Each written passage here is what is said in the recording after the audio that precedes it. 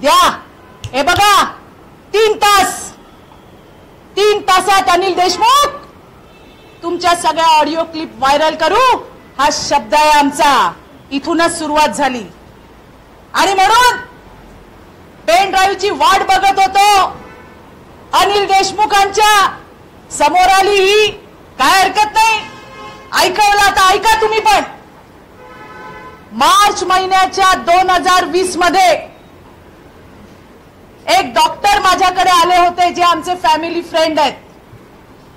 त्यांनी मला सांगितलं चित्राताई एका महिलेला त्रास होतोय, तिला मदत करायची आहे। आणि मी त्यांच्या क्लिनिकला गेले होते। हो मी गेले होते। तिथे यांची सून गौरी चव्हाण आली होती, तिचे बाबा सुद्धा आले होते। त्या दिवशी त्यांनी मला सांगितलं त्यांच्या मुलीसोबत काय काय होतंय।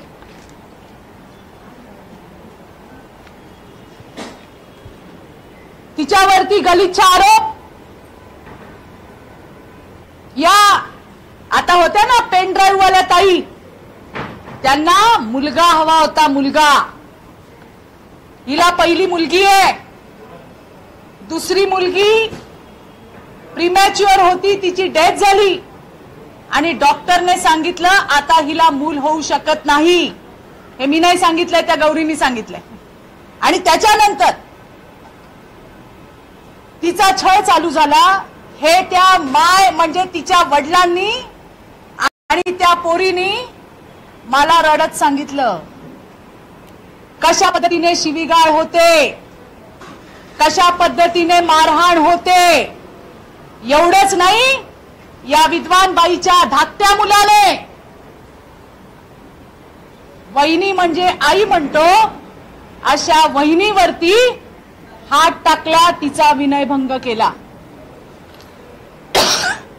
तिने घरी सांगितलं, ही सासूबाई हिने सांगितलं घरात या गोष्टी होतात याची चर्चा करायची नाही।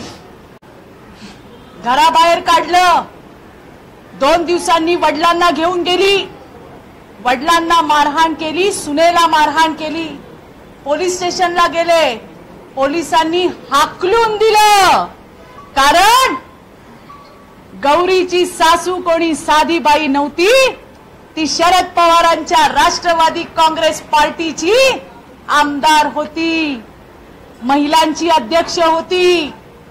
त्याच्यानंतर ज्या वेळेला मेडिकल सर्टिफिकेट घेऊन गेले, FIR लिहित असताना ही विद्या चव्हाण, हिचा नवरा, हिचा मुलगा पोलीस स्टेशनला आले आणि धमकी दिली की जर हे थांबवलं नाहीस तर तुझ्या जीवाला, तुझ्या मुलीच्या जीवाला धोका आहे। अरे ही बाई जिनी आपल्या नातवाला, एका मुलीला तिच्या आईपासून तोडलं, ही मला शहाणपणा शिकवणार? आणि ती कोणाकडे नाही गेली, ती पवार साहेबांकडे सुद्धा गेली। महाराष्ट्राचे जाणते राजे सगळ्या प्रश्नांमधले, ती उठून चित्रावाघकडे नाही आली, ती पवार साहेबांकडे गेली। तिने सांगितलं नो रिस्पॉन्स। मग ती प्रदेश अध्यक्ष जयंत पाटलाकडे गेली, नो रिस्पॉन्स। ते डॉक्टर तिच्या परिचयाचे होते, ते म्हणाले मी चित्राताईंना सांगतो तू त्यांच्याशी बोल। पोरगी डॉक्टर आहे, हो पोरगी सुशिक्षित आहे, तिला मी चमचा देऊन बाळकडू पाजायची गरज नाही। इतकी ट्रॉमा मध्ये पोरगी होती, लाज वाटायला पाहिजे या बाईला। आज मला हे बोलायला लागलंय। ज्या अवस्थेमध्ये तिची सून माझ्याकडे आली, त्या पोरीचं ना बघवत नव्हतं तिच्याकडे, केलं तिला गाईड। मी तिला गाईड केलं, विद्या चव्हाण बोल आता काय करणार।